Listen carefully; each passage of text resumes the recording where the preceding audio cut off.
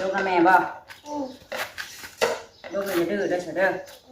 แย่อยู่ว่าลงน้ำ ตัวลูกใส่บาตรพี่น้องเอ้ยเป็นมื้อวันพระวันศีลเนาะวันพระใหญ่มื้อนี้แม่บักกล้วยน้ำป้าเราตัดมื้อน่ะสุกได้หมากงามๆเปล่าเนี่ยกล้วยลูกใส่บาตรก่อนบ่ได้มีได้อยู่ได้กินได้แต่กระต้มขนมเนาะเงินมีใบไม้ว่าป่าเงินมีเลยมันใบบัวไม้ใช่ไหม บ่ไม้ก็เบิดเท่านั้นแต่บ่ไม้ยังบ่พอตามแต่ที่เขามีพี่น้อยเนาะมีอะไรก็ใส่อันนั้นแมงเตอร์มีขนมแล้วก็มีกล้วยมีน้ำเนาะขนมแม่นุ่มไม่ได้ซื้อจับมีเงินเนาะปัจจัยครับไปวันนี้ก็เตรียมลงตักบาตรทำบุญอยู่ทางวัดทางว่าพี่น้องเลยวันนี้จะเป็นมื้อวันศีลใหญ่เป็นมื้อวันศีลรับเนาะเอาก่อนอื่นแมงเตอร์ขอกราบทักทายสบายดีเด้อพี่น้องเด้อนอนสบายดีตอนเช้าวันนี้ก็อันจากขึ้นมาแต่วัดพุ่นแหละจะได้ไปดำนาช่วยทางยายเตอร์พอดีเนาะวันนี้ก็เป็นมื้อวันอาทิตย์มื้ออื่นก็เป็นมื้อวันจันทร์ก็ได้ส่งลูกไปโรงเรียนอีกแล้วเอามาให้เงินนี่ชื่อบ่นี่ เยอะขนาดนี้เลย คือบรรยากาศขึ้นฟ้าขึ้นฝนจะได้มื้อนี้ก็ฝนสิตกบ่จักเนาะ เนาะบ่ตกอีได้วันศีลเนาะวันศีลมันมักตกได้แต่เก่าฝนร้อนๆพี่น้องอากาศก็ร้อนอ้าวจังแน่บ่มีคนหลายปานใดจังเนาะเพราะว่าคนดำให้ดำนาเด้คนดำนาหลายแหละเพิ่นอยากหยุดมาวัดมาว่าเด้ แม่มึงเองจะซื้อวันจันทร์แหละนี่ดู อ้าวเกิดบ่ขาดบัดนี้อาจารย์พยายามดอกถือเกิดขาดแน่ไปถ้าครูจังลดอันค่าเรียนให้ ถ้าครูเห็นก็โอ๊ยกระเกิดมันยังขาดลดอันค่าเรียนให้ก่อนนะเดี๋ยวตาเดี๋ยวบ่ได้ค่ะไปลงบัตรแม่ว่าส่งกระขาดถ้าดูนะช่วงลงตัวไม่สบายดีป้าลูกนะสบายดีแล้วป้าลูกจะป้าลูกเห็นหรือเปล่ามีประมาณนี้แหละพี่น้อยเนาะลงบัตรลงว่าเขาเดี๋ยวลูกกับพ่อกันอยู่วัดพุ่นแหละแต่งแนวเรียบร้อยเลยเนาะมาสู่ป้าเจ้าแม่น้องเต๋อมันจะสีดงหรือเปล่ามาสู่ป้าใหญ่อยู่เพื่อนั่นเข้าเนาะจะลงหมอคำลงคนก็บอกแล้วแต่ก่อนเนาะคำลงคนก็สิบอกขาได้เดี๋ยวได้จังใครตามชื่อสามเมตรบันทึกได้ทางวัดคุณกับพี่น้องเลยมัวแท้กล่องกับฉันระบบบอกข่อยเนาะลงน้ำบ่ลงน้ำเลยอย่าให้ยัดขึ้นมาได้เดี๋ยวได้ปะแต่ปากก็เดี๋ยวได้พี่น้องเลยยังแม่น้องอินเตอร์เพิ่นคือสิไปลงดอกถ้าลงนักสิบอกรถอ่ะสิบอกถ่าเด้อถ่ายดูแล้วถ่ายคลิปกันไปพี่น้องเลยลงไปทางวัดทางว่าคนไหนเนาะไปเบิ่งว่ามีคนหลายหรือบ่เนาะบรรยากาศกะเฮ็ดได้นี่เนาะบดเฮ็ดบ่กึ่มอยู่เนาะต่อลงไปอาบน้ำหน้ากระแตเช้าผู้เนาะหนึ่งข้าวหนึ่งน้ำไปลงไปพุ่นแหละเดี๋ยวเบิ่งกันที่พุ่นไปพี่น้องเลยตัดภาพเข้ามาทางวัดทางว่าพาแต่พี่แต่น้องพาป้าพาดุงพาFCไปลำแต่ให้แต่หน้าเลาะแต่ป้าแต่ดอนมื้อนี้พาเข้าวัดฟังธรรมเด้อพี่น้องเด้อเข้าวัดเอาบุญเนาะมื้อนี้มาเอาบุญนำกันพาเข้ามาลงตักบาตรเนาะอยู่ทางวัดทางว่าก่อนมื้อนี้หลังจากที่ว่าพาไปแต่ทางทงไห้ทงหน้าเนาะแต่สิพาพี่พาน้องเข้ามาเข้าวัดก่อนไปตาอย่างชื่อยังมีคนมาขายพร้อมพี่น้องเลยคนขายพี่ช่างขายได้อยู่ได้กิน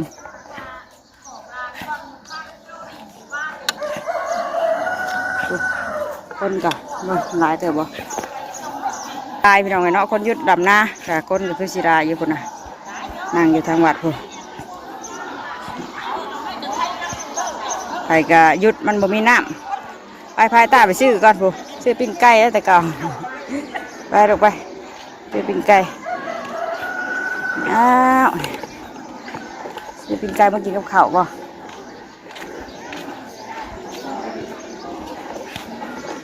ใช้เงินจะได้เอาไว้หรือบ่เดี๋ยวดอกจะบะเท่ากับซิมี่ซ้ำนี่พี่น้องเลยเนาะ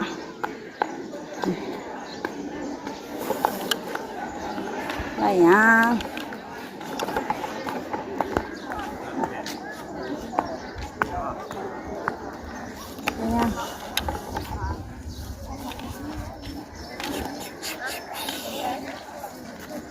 เอาไหมได้ยังไม่ได้ปิ้งไก่แล้ว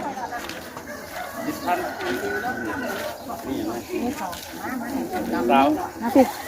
เดือดไปเดือดอ่ะเนี่ยลูกชิ้นแล้วก็มีเจียวหม้อนึงชิ้นมันหลอกเอาแล้วไหมจะจ่ายยังเดือดอ่ะลูกไก่หรือเปล่าฮะปิ้งหมูก็ไปเอาเราฮะปิ้งหมูให้ตาแน่จะปิ้งลูกอ่ายหนึ่ง2 อันมีอยู่3เกือบไม่ทันตาเลย เกือบเป็นเบิดติเอาทำเมื่อไปเด้อไปกินตอนเว้นกินได้เช้านี่เด้เอาไปเกี่ยเลยก็เอาเลยเด้เพิ่นเอาเลยเด้หมูปิ้งยังตุ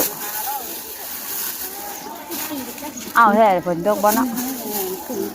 คุ้มก็ก่อนลูกถามเงินทอนก่อนเก็บทุกชิ้นใส่เลยทอนกินวัดได้ติ8ใช่ไปวันนี้ขึ้นบ้านผู้ไปยังเอาเมื่อได้ป่ะฮะเบิ่ง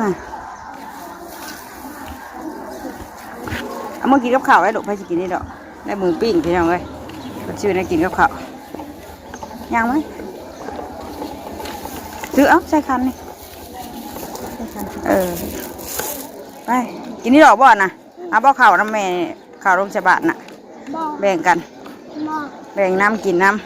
ำไปจะไปขึ้นทั้งวัดทั้งว่าพอเดี๋ยวเบิ่งน้ำกันพี่น้องเลยเนาะ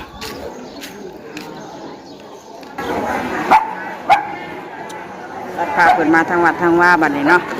คนก็ลายพอสมควรอยู่พี่น้องเลยเพราะว่าไฟจะยุดหลับหน้าได้หุ่นไม่น้ำเนาะ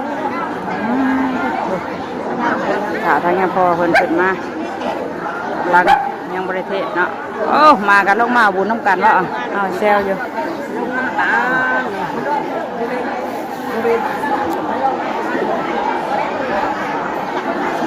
คนกำลังลงมาอยู่เนาะไปเงี้ยไปลูกเย็บข้างในผมบอกข่าวกับมีบอกประตูบนโต๊ะจะใหญ่เท่าหางงัวมาอยู่ใกล้ๆแน่ทางในไปตู้บอกนะหาแต่งัวดิมันบ่มาเลยมันนอนอยู่มันนั่งกับบ่มาลกขันยามแดงบ่ยากลกเนาะเข้าไปมันยากยามฝนนี่แหละเอาตู้ยังหางนี่บ่เอามาขาห้างผุดปากผุดไปเดี๋ยวเราถ่ายเพิ่นเทศก่อนพี่น้อยเนาะจักหน่อยเพิ่นกำลังลางลงมาลมกระไรพอสมควรอยู่มื้อนี้ก็เนาะเต็มสราของคำลางลงมาก็มี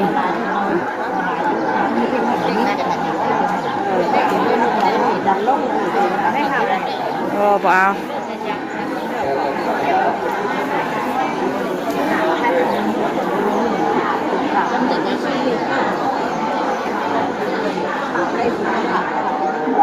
อาได้เวลาได้วันนี้พี่น้องเลยเนาะ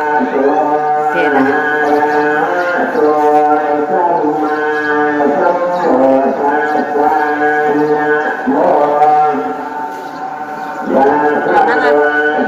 ไอ้เสียวมาวันเอาว่าเ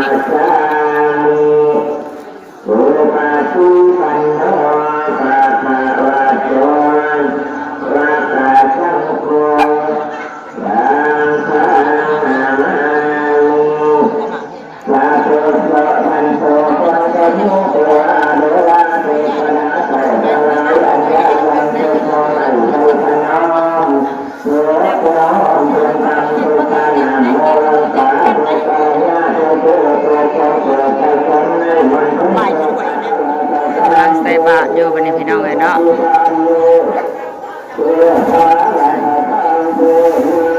เพิ่นตั้งโต๊ะสูงก็เลยยืนใส่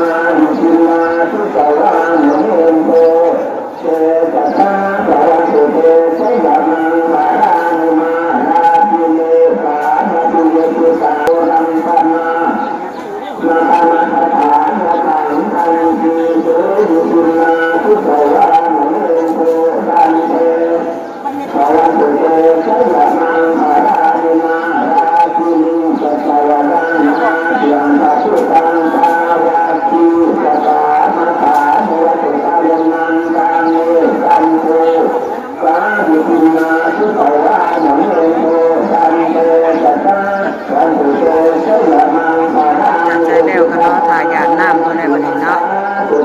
เมนเตอร์ก็ทันได้ใส่จังหน่อยเพิ่นใช้แล้วก่อน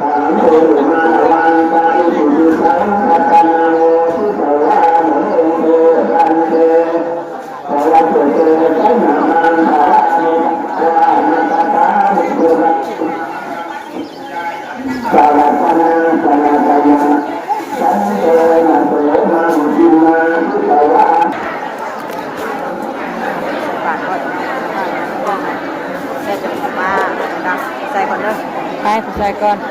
ใส่ตามดังเอาอย่ามา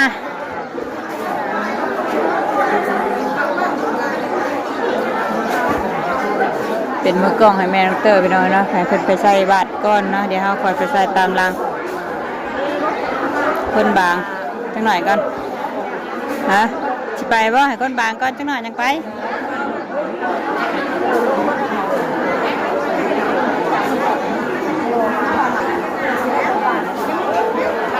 ให้คนบางจังหน่อยจังไป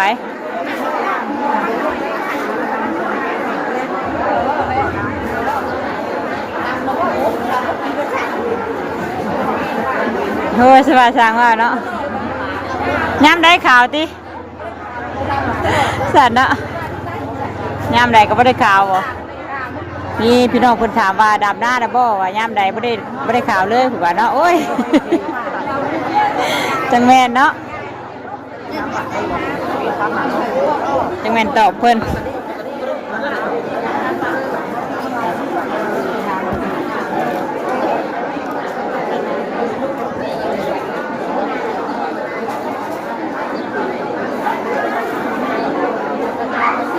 ว่าสิถ่าคนบางมันยังลายบัดเนาะนี่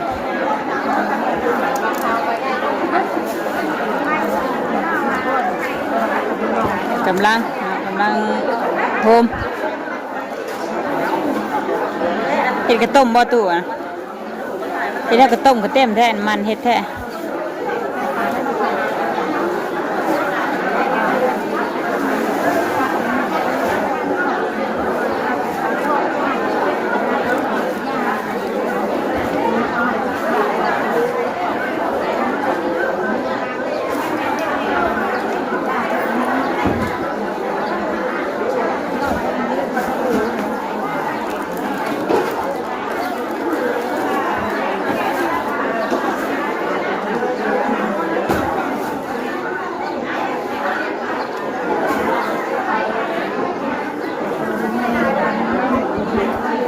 เดี๋ยวดิ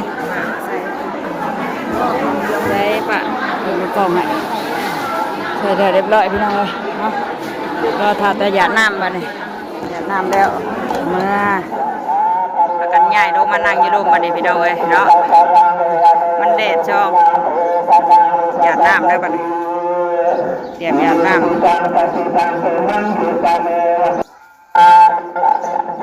ข้าเอา เอาหยาดน้ำก่อนดีป่ะจับดอกหยาดเด้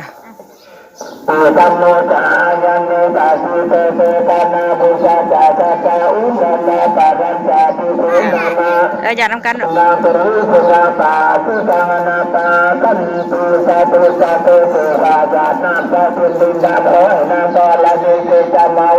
เนี่ยไปเลย นาโภคาได้เจ้าโยได้เกิดแต่ปัญญาขอให้ใจสูงบิดามันดาเลยพ่อเธอ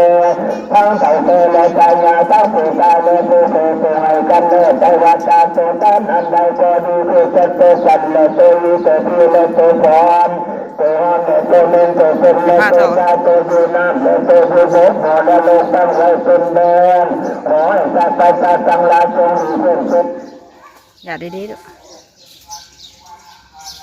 ไม่ได้ก็ถอกลงมาในดอกทองบักเด้อกันเนาะ อดีตข้าราชการได้ตลอดทางที่หน้าและประเด็นอันในคนผู้ละเวลาสักใจหน้าเนี่ยได้รู้เนาะ หยาดน้ำได้เรียบร้อย ก็คือเรื่องต้นเลยก็คือต้องจับกับเมื่อไม่ลืมกระพองในสภาพเสื้อผ้าที่หน้าไหนถึงอยากจะฆ่าด้วยเธอ มานั่งอยู่ต้นหมากลำไยอ่ะ สาธุสาธุอิมังพุทธาวะลังสัมมาถุวามีธรรมะธามี เมื่อเดินไป มายังพันตุ เพื่อนตื่นนะบ่ไปเด้อไปเด่นน้องจุกไปแม่ชิมือเฮือนยาแล้วจังหน่อย สาธุสัมปุอายังจัตตะโลกันังกะโลมาอายังจัตตะโลกัสสะละกันังกะโลมาอายังจัตตะโลกัสสะละกันังกะโลมา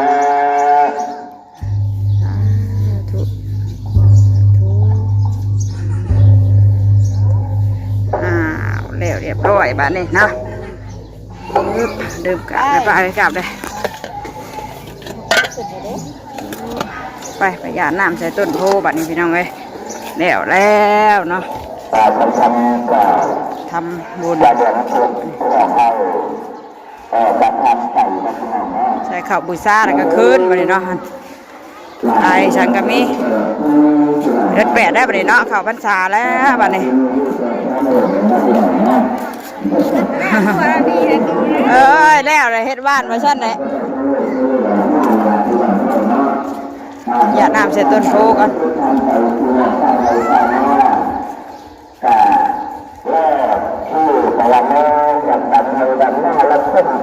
อึ๊บให้กับคนดูหน้าร้านอะไรนะคนดูอาเซียนลาวหรือเปล่าที่เราจะให้กับหน้าร้านหลังไม่เป็นการมาที่ไหนไม่ว่าเจอไปชิบะมันกูอยากอยู่มาฮอดเลยกันซาก่อนซาให้เราก่อนการให้ผู้เดียวคือสมัยที่เราเอาเนาะนี่เราจะเป็นผู้มาจากเมื่อเราจะมาเข้ามาผู้มาจากเดือนตุลาเด้อธรรมดาแล้วใครจะเอาเด็กเนี่ยอะไรกันเวลาที่เราเอาเนาะเป็นขึ้นมาดูที่เราเข้ามาแต่ภรรยาเด้อแต่ตัวเราอยู่